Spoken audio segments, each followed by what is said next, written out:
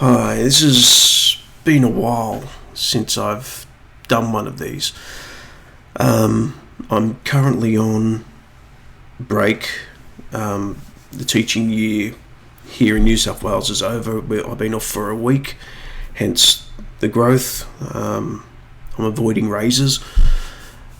And I bought a whole bunch of books to read over my break period. And it got me thinking about trim size, and it also got me thinking, as a result of doing some research on trim size, it got me thinking about pricing of books and why I will probably stick to the trim size that I currently produce my books in. I purchased a couple of books by a couple of indie authors as well. One of which I had read a few before. I've read two of his before, including this one, Christian Francis. If you're an indie author and you're not following this guy, you've got problems. This is an excellent book about the rules for, the anti-rule for writing. Anti-rules for writing.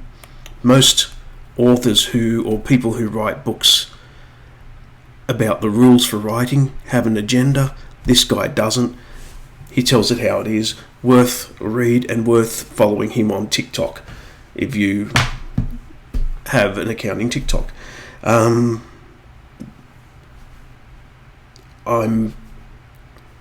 currently reading Deadwoods at the moment, Christian, and I'm loving it.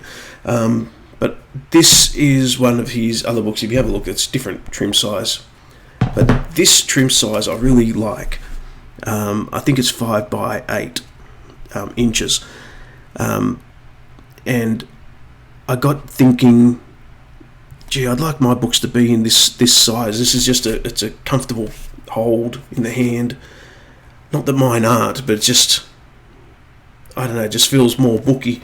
But this is mine, by comparison. Okay, let's get that in shot for you. Mine's a 6 by 9, and if I put Christian's in front, you can see the difference there. The reason, I started thinking, I wouldn't mind mine in this size, so I started doing a bit of research.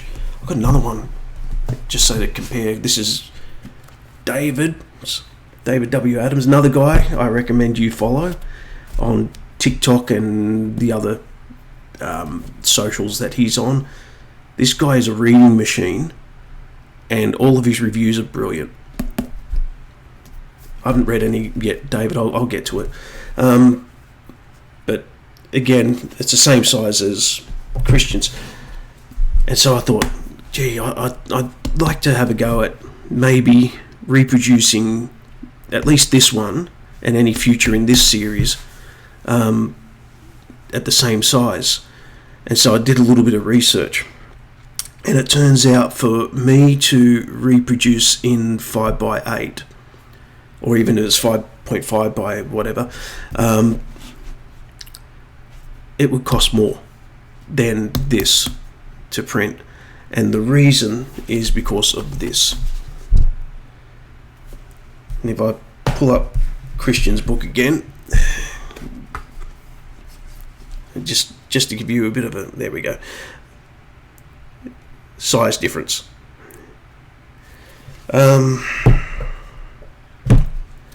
So unfortunately, this would be substantially more costly to print because it has more pages, and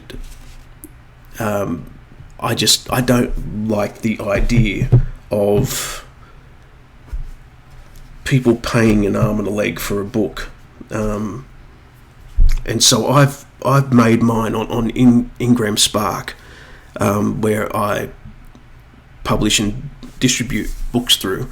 I've made them as cheap, the physical paperback version, I made them as cheap as I possibly can, practically bringing in no profit, so that I can get the books out there for people to read.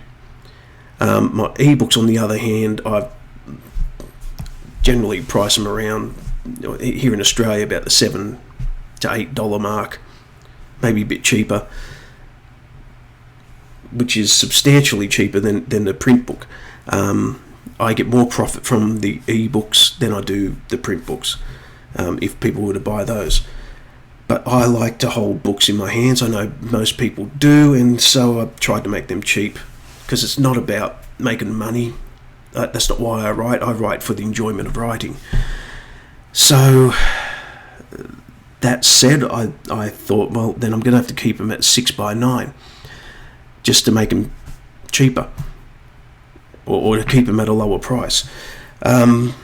So then I started looking at the online stores, and my first stop was Amazon, and I had a look at the price on that one. Here in Australia, they're selling it for around $50. That's not the price I set it at. I set it at around the $23 or $25 mark. And so this video, I'm making this video to tell people, not just to follow Christian and David on their Instagram, on their TikToks, and whatever other socials they're on, probably on Instagram too. But I'm telling people to do a shop around for indie books. Don't just go to Amazon.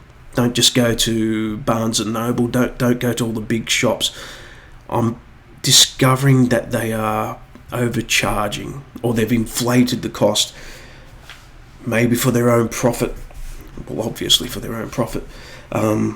Where there are other stores that aren't as well known,